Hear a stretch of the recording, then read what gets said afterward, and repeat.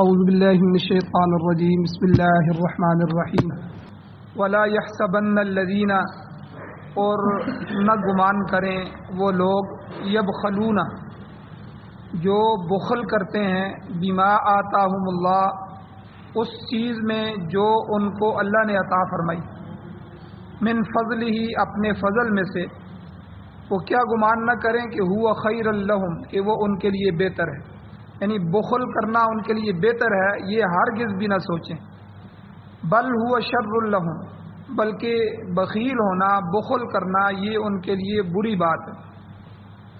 سیطوقون، ان قریب توق بنایا جائے گا گلے میں ڈال کر، ما بخلوا بہ، جس چیزوں کے ساتھ انہوں نے بخل کیا، یوم القیامہ، قیامت کے دن۔ وَلِلَّهِ مِيرَاثُ السَّمَاوَاتِ وَالْأَرْضِ، اور آسمانوں اور زمین کی وراثت یہ اللہ کی ہے، جو کچھ آسمانوں میں ہے، جو کچھ زمینوں میں ہے، وہ اللہ کی ملکیت ہے، اللہ کی وراثت ہے۔ واللہ بما تعملون خبیر، اور اللہ تعالیٰ تو جو تم عمل کرتے ہو ان کی خبر رکھنے والا۔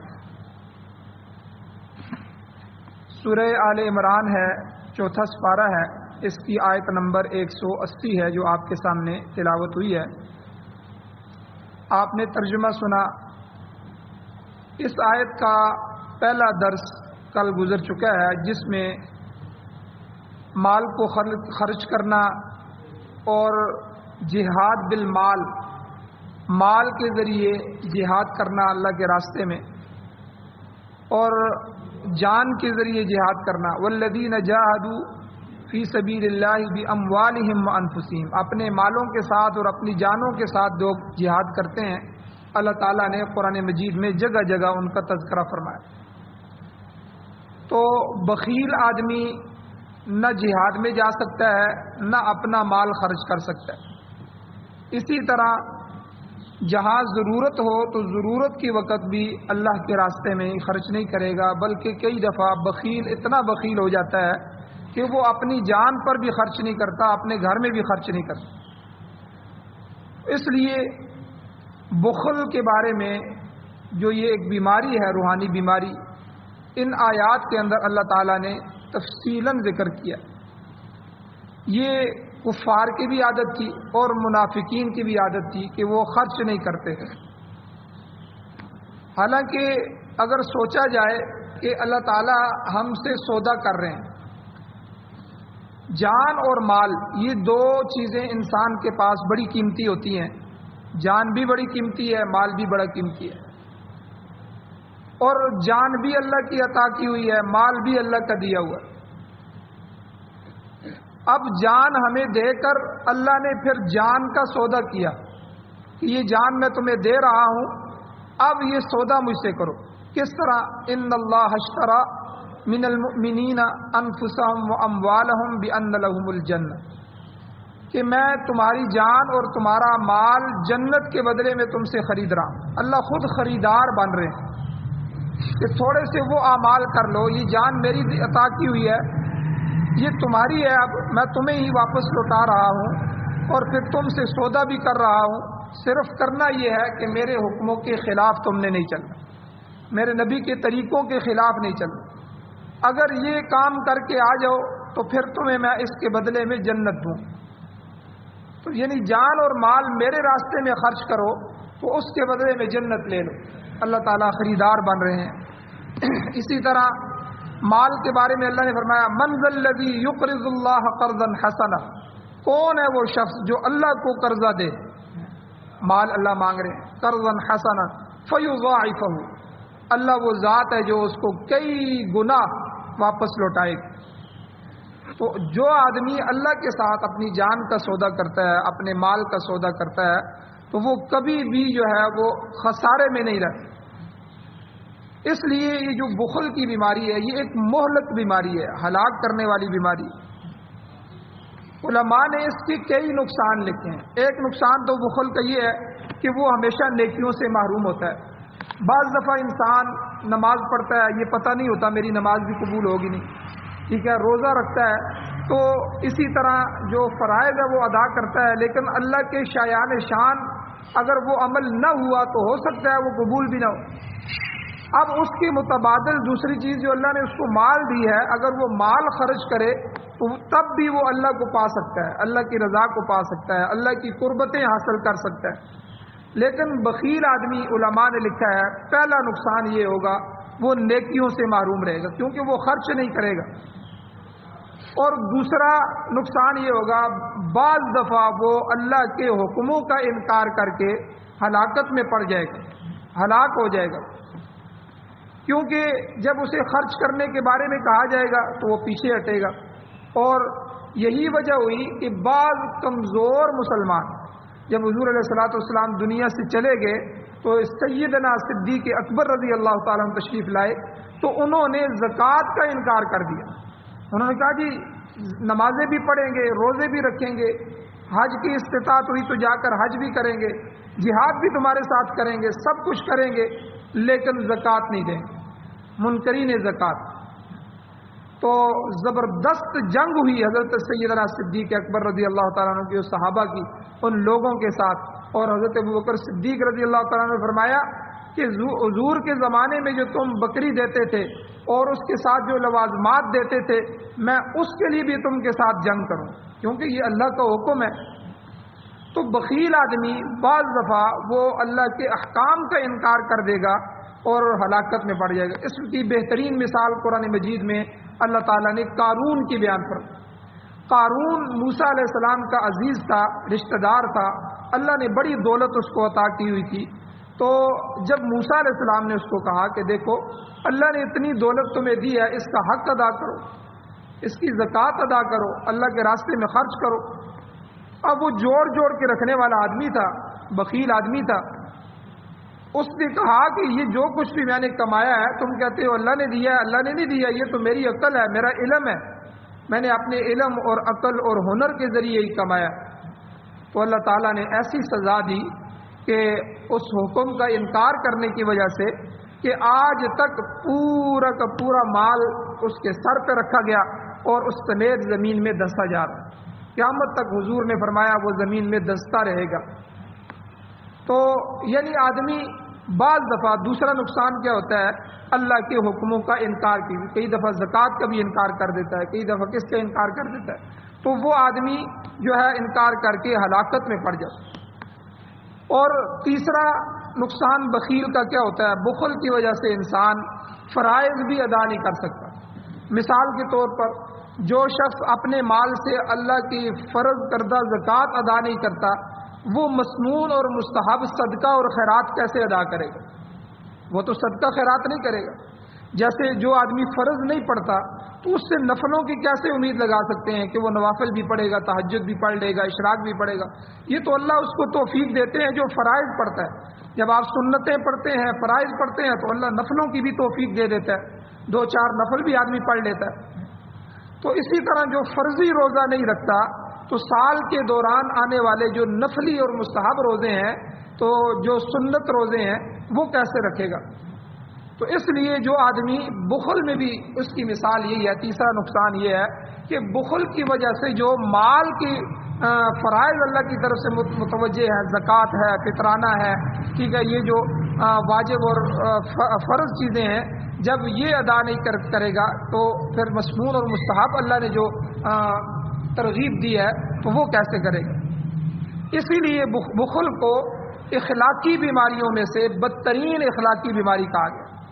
اللہ تعالیٰ کا فرمان ہے قرآن مجید میں، اللہ خود فرماتے ہیں، آپ اندازہ لگائیں، آیت کی طرف توجہ فرمائے، اللہ کہتے ہیں مَن یوق شح نفسہ فاولئک هم المفلحون، جس شخص کو اس کے نفس کے بخل سے بچا دیا گیا، یقین جانو کہ وہ کامیاب ہو گیا۔ یعنی خود اللہ قرآن کی آیت میں جو آدمی بخل سے بچا لیا گیا وہی لوگ کامیاب ہو گئے۔ یہ اور انسان کا مزاج بھی اللہ نے قرآن مجید میں ذکر فرمایا ہے کہ وہ تو ویسے ہی مال کی محبت میں ڈوبا ہوا ہے۔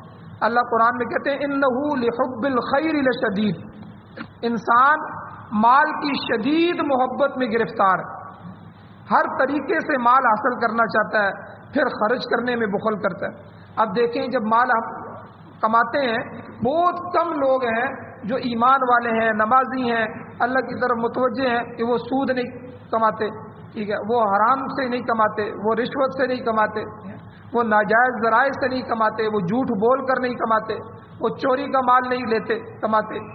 تو یعنی یہ ایمان ان کے اندر. ورنہ آپ دنیا کی حالت دیکھ لیں کہ ہر طریقے سے مال، یہ اللہ نے خود قرآن میں فرمایا انہ لحب الخیر لشدید، کہ انسان جو ہے وہ مال کی سخت ترین محبت میں گرفتار. بس مال آنا چاہیے، چاہے کسی کی گردن پر پاؤں رکھ کے آئے، چاہے کسی بیوہ کا گھر لوٹ کے آئے، چاہے کسی کو سامنے جھوٹ بول کے آئے، چاہے کسی کا نقصان ہو جائے، مجھے مال ملنا چاہیے. تو یہ آدمی بخیل ہوتا ہے. اور جب مال ملتا ہے تو پھر خرچ کہاں کرتا ہے؟ خرچ کرنے میں بخل کرتا ہے. اور اسی طرح اللہ تعالیٰ نے صلح کے باب میں، جب کسی آدمی سے کسی آدمی کا نقصان ہو جائے، صلح کرنی پڑ جائے، تو صلح کے باب میں بھی اللہ نے کیا فرمایا قرآن مجید میں؟ وَأُحْضِرَتِ الْأَنفُسُ الشُّحَّ، یعنی مال خرچ کر کے بھی اگر تمہیں صلح کرنی پڑے تو صلح کر لو. نفسوں کے پاس بخل حاضر ہوتا ہے. اللہ نے ایک احضرت الانفس الشح، کہ تمہارے نفسوں کے، تمہاری جانوں کے پاس بخل ہر وقت حاضر ہوتا ہے، جس کی وجہ سے وہ خرچ کرنے سے رکے رہتے ہیں. اس لیے ہم نے پختونوں کے اندر زیادہ دیکھا ہے کہ اگر ان کے کوئی معاملات ہو جائیں، قتل ہو جائے، کوئی معاملہ ہو جائے، آپس میں بیٹھتے ہیں تو بے شمار رقم بھی رکھ لیتے ہیں کہ بھائی کسی طرح صلح ہو جائے، کوئی نہیں ہم یہ رقم بھی ادا کریں. تو اللہ تعالیٰ نے یہاں یہ فرمایا ہے کہ تم جو ہے مال خرچ کرنا پڑ جائے تو مال بھی خرچ کرو لیکن صلح کرو. والصلح خیر، صلح میں اللہ نے خیر رکھی ہے. آپس میں ناچاکی، جھگڑا، قتل و غارت، اس سے خاندانوں کے خاندان تباہ ہو جاتے ہیں. اس لیے آپس میں کسی معاملے میں صلح کی ضرورت پڑے تو صلح فوراً کرو، اور چاہے تمہیں اس کے لیے اپنا مال خرچ کرنا پڑے. حضور علیہ الصلوۃ والسلام کے پاس حدیث موجود ہے کہ ایک آدمی آیا، اس نے عرض کیا حضرت کہ فلاں شخص میں بخل کی بیماری پائی جاتی ہے، اور ای داء ادوأ من البخل، تو بخل سے بڑھ کر بری بیماری کون سی ہو سکتی ہے؟ تو حضور نے آگے سے فرمایا کہ اس آدمی کے اندر اگر بخل پایا جاتا ہے تو بخل تو بہت بڑی بیماری ہے، اس سے بڑی بیماری کوئی نہیں ہو سکتی. اب اگلی آیت آ رہی ہے، اس سے اگلی آیت میں یہودیوں کی اسی بیماری کا ذکر آ رہا ہے. بخیل آدمی ہے یہودی، سب سے زیادہ بخل ان میں پایا جاتا ہے. قرآن پاک نے تو یہودیوں کی بہت سی بیماریاں اور خرابیاں ذکر کی ہیں، ان میں سے بخل بھی شامل. اللہ تعالیٰ نے مطلقاً بخل سے منع فرمایا ہے، یہ بدترین بیماری ہے. نسائی شریف کی حدیث ہے، یہ حدیث کی کتاب ہے نسائی شریف، کہ لا یجتمع الشح والایمان فی قلب عبد ابدا، کہ حضور نے فرمایا کسی مومن بندے کے دل میں بخل اور ایمان جمع نہیں ہو سکتا. جو سچا مومن ہوگا وہ بخیل نہیں ہوگا. اگر بخیل ہے تو سمجھ لیں اس کے ایمان کے اندر نقص ہے، ناقص الایمان ہے. اسے اپنے ایمان کی اصلاح کرنی چاہیے، اس بیماری کو دور کرنا چاہیے. اور اسی طرح بخل کئی چیزوں میں ہوتا ہے. بخل فی العلم بھی ہے، یعنی جس طرح مال اللہ کا فضل ہے، اسی طرح علم کو بھی اللہ تعالیٰ نے اپنا فضل فرمایا ہے. تو بخل نہ مال میں جائز ہے اور نہ علم میں روا ہے، جائز ہے. جس شخص کو اللہ تعالیٰ نے علم جیسی دولت عطا فرمائی ہو، وہ اس کو آگے نہیں پہنچاتا تو وہ آدمی بھی بخیل ہے. حضور علیہ الصلوۃ والسلام نے ایسے شخص کی بھی مذمت فرمائی ہے. حضور علیہ السلام نے حدیث میں فرمایا من سئل علما، جس آدمی سے کوئی سوال کیا گیا، علم پوچھا گیا، فکتمہ، پھر وہ اس کو چھپا رہا ہے، جانتا ہے لیکن آگے بیان نہیں کرتا، بات چھپا دیتا ہے. حضور نے فرمایا الجم بلجام من نار یوم القیامہ، تو اسے قیامت کے دن ایک اس کے منہ میں لگام ڈالی جائے گی جو لگام آگ کی ہو. جس طرح ہم گھوڑوں کے منہ میں، گدھوں کے منہ میں وہ لگام ڈالتے ہیں تاکہ وہ قابو رہیں، تو اسی طرح اس کے منہ میں بھی اس عالم کو، اس اہل علم کے جو اپنا علم آگے نہیں پہنچاتے، تو ان کے جو ہے منہوں میں اللہ تعالیٰ آگ کی لگام ڈالیں. کتنی بڑا، یعنی کہ کوئی آدمی علم کا محتاج تھا، آپ کے علم کی وجہ سے، آپ کی بات کرنے کی وجہ سے وہ صحیح دین پر آ سکتا تھا، یا اس کی ضرورت جو علمی پیاس ہے وہ بجھ سکتی تھی، وہ اللہ کا قرب حاصل کر سکتا تھا. اگر اس آدمی نے اس کی ضرورت کو پورا نہیں کیا، اس میں بخل کیا، تو اس لحاظ سے اس نے علم کا بخل کیا. اور علماء کہتے ہیں کہ علم کا بخل مال کے بخل سے بھی زیادہ برا ہے. مال اگر نہیں دیا تو کیا ہوگا؟ زیادہ سے زیادہ اس کی دنیا خراب ہو جائے گی، اور دنیا کم بھی ہو گئی تو کوئی مسئلہ نہیں ہے، بندہ گزارا کر لے گا. لیکن اگر علم کا بخل ہوا، اگر علمی طور پر اس کی کمزوری آ گئی تو وہ کہ آدمی ہلاک ہو جائے گا، اس کی تو آخرت تباہ برباد ہو جائے گی۔ اسی طرح سورہ بقرہ میں اللہ تعالیٰ ارشاد فرماتے ہیں اسی طرح کے لوگوں کے بارے میں کہ ان الذین یکتمون ما انزلنا من البینات والہدی، کہ جو لوگ ہماری نازل کردہ واضح باتوں کو اور ہدایت کو چھپاتے ہیں، آگے اللہ نے آخر میں فرمایا اولئک یلعنہم اللہ ویلعنہم اللاعنون، ایسے لوگوں پر اللہ بھی لعنت کرتا ہے اور دوسرے لعنت کرنے والے بھی ان پر لعنت کرتے ہیں، فرشتوں کی بھی لعنت ہوتی ہے، یعنی یہ آدمی ملعون ہے اللہ کی نظر میں، اللہ کی رحمت سے دور ہے۔ اسی لیے بعض مفسرین فرماتے ہیں کہ اس آیت کے پیش نظر مسلمانوں پر بہت بڑی ذمہ داری آتی ہے۔ مسلمان حامل قرآن ہیں، مگر اس وقت ہماری حالت یہ ہے کہ 7.5 ارب کی آبادی ہے پوری دنیا کی، ان میں سے 6 ارب لوگ وہ اس نعمت سے محروم ہیں، وہ کافر ہیں، انہیں قرآنی ہدایت کی ضرورت ہے۔ اگر قرآن کا علم ان تک نہیں پہنچے گا اور وہ کفر اور شرک اور گناہوں میں مبتلا رہیں گے تو اس کے ذمہ دار مسلمان ہوں گے۔ یہ جو دعوت و تبلیغ کا کام ہے، یہ اس لیے کہتے ہیں کہ بندے کے اوپر جو فرض ہے کہ وہ دوسروں تک بات پہنچائے۔ اللہ تعالیٰ نے ہمیں قرآن جیسی عظیم نعمت دی ہے، اب ہم اس کو چھپا لیں اور اگر پوری دنیا ضرورت مند ہے، محتاج ہے، اگر ان تک آگے نہیں پہنچائیں تو ہم مجرم ہوں گے۔ اسی طرح قرآن پاک کی طرح سنت رسول صلی اللہ علیہ وسلم بھی بہت بڑی نعمت ہے۔ اللہ کے نبی کی ایک سنت، ایک طریقہ اللہ کے ہاں پوری دنیا اور اس کے اندر جو کچھ چیزیں ہیں ان سے بہتر۔ اسی لیے حضور علیہ الصلوۃ والسلام نے کیا فرمایا کہ میری ایک مردہ سنت، جو سنت معاشرے میں سے مٹ رہی ہو اور بالکل مٹ چکی ہو، اس کو کوئی آدمی خود اپنے ذریعے، اپنے بچوں کے ذریعے، اپنے خاندان کے ذریعے کھڑا کر دیتا ہے، اس سنت کا خود اپنے آپ کو عادی بناتا ہے، اپنے خاندان کو عادی بنا لیتا ہے، تو حضور نے کیا فرمایا، کل قیامت والے دن اللہ اسے 100 شہیدوں کا ثواب عطا فرمائے۔ یعنی حضور کی سنت کی ویلیو، حضور کی سنت کا درجہ اللہ کے ہاں اتنا زیادہ ہے۔ تو اس لیے جو آدمی کسی سنت کو سیکھے، پانی پینے کی کتنی سنتیں ہیں، بیٹھ کے پیے، سر ڈھانک کے پیے، پانی کو دیکھ کے پیے، ٹھیک ہے، بسم اللہ پڑھ کے پیے، پینے کے بعد الحمدللہ کہے، تو بے شمار سنتیں ہیں۔ کھانے کی کتنی سنتیں ہیں، تو کہ اپنے سامنے سے کھائے، دسترخوان بچھا کے کھائے، اکٹھے بیٹھ کے کھائیں، اور دعا پڑھ کے کھائیں، اور کھانے کے بعد پھر دعا پڑھیں، اور اس کے علاوہ بے شمار سنتیں ہیں۔ تو یہ سنتیں جب سیکھ لے بندہ، اس پہ عمل بھی کرے، آگے دوسرے لوگوں تک بھی پہنچائے۔ اب خود عمل کرے گا تب بھی معاشرے میں اللہ کے نبی کی سنت زندہ ہوگی، اور آگے دوسروں کو بھی بتائے گا۔ کھانا تو کھانا ہے، جو ہے کسی جگہ مزدوری کر رہا ہے وہاں بیٹھ کے کھانا ہے، سب کو کہے ٹھیک ہے، وہاں ان کو سنت کا عادی بنائے۔ تو اس طرح یہ سنت اعمال پھیلیں گے۔ تو اس لیے جو ہے اہل اسلام کی ذمہ داری ہے کہ وہ دین اسلام کے علم کو دوسروں تک پہنچائیں، نہ خود برائی کا ارتکاب کریں اور نہ دوسروں کو کرنے دیں۔ یہ سب کچھ فضل میں شامل ہے۔ اللہ نے یہی فرمایا اس آیت میں کہ جو کچھ ہم اس کو اللہ اپنے فضل میں سے، بما آتاہم اللہ من فضلی، جو اللہ اپنے فضل میں سے اس کو عطا کرتا ہے، پھر وہ اس میں سے بخل کرتا ہے۔ اور یہ جو فضل ہے یہ وسیع تر معنوں میں آتا ہے۔ فضل کے لفظ میں اور بھی بہت سی چیزیں پائی جاتی ہیں۔ سورہ فتح کے اندر نبی علیہ الصلوۃ والسلام کے صحابہ کی مدح اور تعریف میں اللہ فرماتے ہیں یبتغون فضلا من اللہ ورضوانا، وہ صحابہ اللہ کے فضل کو، اللہ کی خوشنودی کو تلاش کرتے، یعنی یہ صحابہ کی صفت تھی، ہر وقت وہ یہ چاہتے تھے کہ کسی طرح ہمارا اللہ ہم سے راضی ہو جائے، کوئی ایسی بات ہمیں مل جائے، کوئی ایسا عمل مل جائے کہ ہم اس میں لگ جائیں اور اللہ ہم سے راضی ہو جائے۔ یہ صحابہ کی ایک صفت تھی جو اللہ تعالیٰ نے قرآن مجید میں بیان فرمائی۔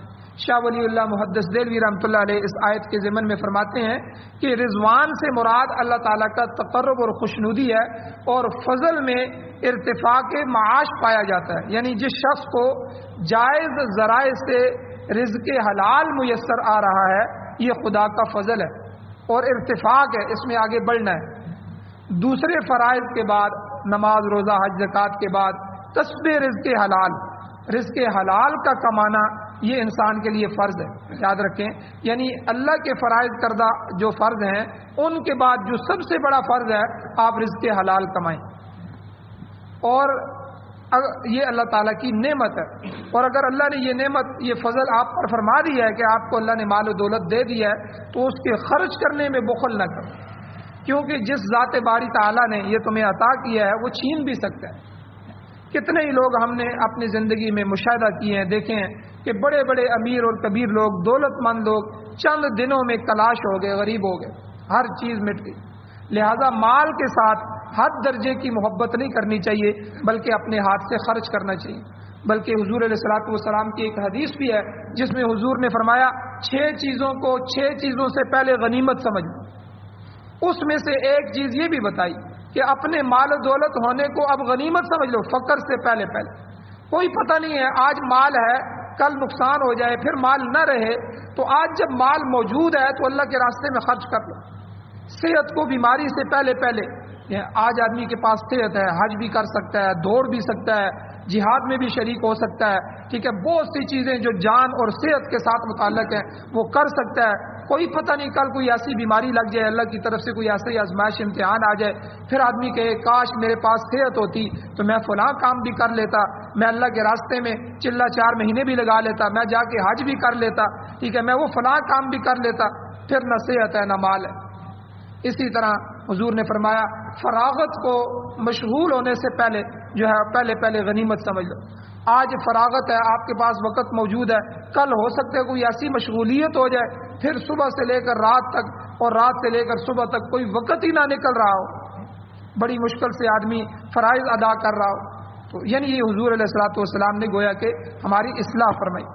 تو اسی طرح مسلم شریف کی حدیث میں آتا ہے کہ حضور علیہ الصلوۃ والسلام نے فرمایا یا ابن آدم ان تبذل الفضل خیر لک، یعنی حضور کا ارشاد ہے اے آدم کے بیٹے، ہمیں فرمایا اگر تمہارے پاس ضرورت سے زیادہ مال ہے تو اسے خرچ کرو، یہ تمہارے لیے تمہارے حق میں بہتر ہے۔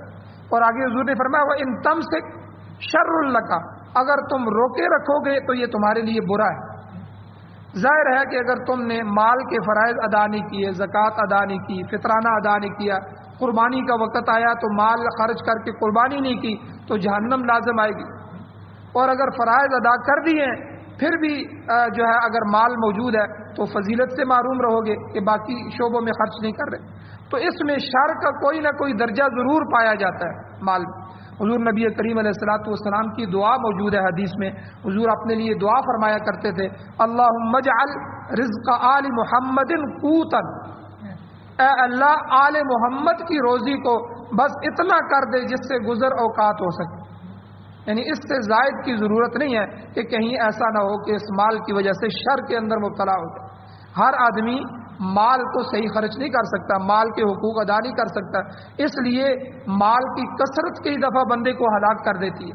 ہم نے خود دیکھا ہے کہ کئی ایسے آدمی ہماری نظروں کے سامنے ہیں کہ جن کے پاس مال نہیں تھا، وہ نمازیں بھی پڑھتے تھے، وہ تہجد بھی پڑھتے تھے، وہ سارا کچھ دین کے، جو ہی مال آیا اب عیاشیوں کے اندر ان کی اولادیں عیاشیوں کے اندر پڑ گئی، ان کے ایمان بھی خطرے میں پڑ گئے۔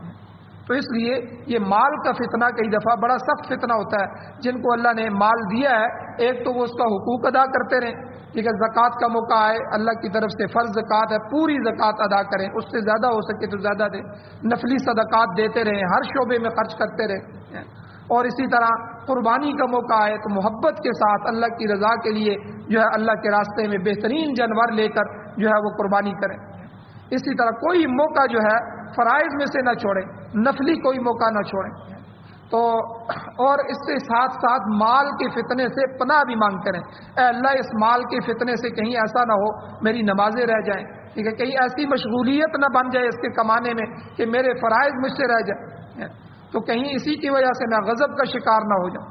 تو اس لیے ساتھ ساتھ بندہ اللہ تعالیٰ سے اس کی دعا بھی مانگے۔ دیکھیں حضور نے اپنی آل کے لیے، پوری قیامت تک آنے والی آل کے لیے کیا دعا فرمائی، اللہم اجعل رزق آل محمد، اے اللہ آل محمد کا رزق جو ہے آپ بنا دیں قوتاً، قوت کہتے ہیں بس بقدر ضرورت، یعنی ہم اپنی زبان میں کہتے ہیں نا کسی کو دعا دیتے ہیں اللہ تجھے تجھا لوڑ نہیں تھوڑ نہ دے، یعنی جدو تجھا لوڑ ہوئے تو تیرے سے تھوڑ نہ ہو، یعنی جب تمہاری ضرورت ہو اس وقت تمہیں کسی کا محتاج نہ ہونا پڑے، تمہاری ضرورت تمہارے اللہ خود پوری کر دے۔ بس اتنا رزق اللہ کے نبی نے اپنی آل کے لیے مانگا۔ اللہ تعالیٰ سے دعا ہے اللہ ہمیں بخل سے محفوظ فرمائے اور اللہ تعالیٰ ہمیں مال بھی دے اور مال کو پھر اپنے مصارف میں خرچ کرنے کی بھی توفیق عطا فرمائے. آمین. الحمدللہ رب العالمین والعاقبۃ للمتقین والصلاۃ والسلام علی رسولہ النبی الامی الکریم لا الہ الا انت استغفرک واتوب الیک. یا اللہ ہماری کمیوں کوتاہیوں کو معاف فرمائیے، درگزر فرمائیے. یا اللہ ہم کمزور ہیں، گناہ گار ہیں. یا اللہ صحابہ کے سروں پہ حضور موجود تھے جو ان کی تربیت کرتے تھے. یا اللہ ہماری تربیت کرنے والا بھی کوئی نہیں، خود ہی ہماری تربیت فرمائیے. یا اللہ ہمارے دلوں کو خیر کی طرف کو یا اللہ پھیر دیجیے. یا اللہ اپنی اطاعت کی طرف ہمارے دلوں کو متوجہ فرمائیے. یا اللہ اپنی رضا نصیب فرمائیے، اپنی ناراضگی سے اپنے غصے سے ہمیں محفوظ فرمائیے. یا اللہ سعادت والی زندگی اور شہادت والی موت نصیب فرمائیے. یا اللہ رزق حلال وسیع اور وسیع تر خیر و برکت والا نصیب فرمائیے اور دل کھول کے اپنے تمام دینی مصارف میں خرچ کرنے کی توفیق عطا فرمائیے.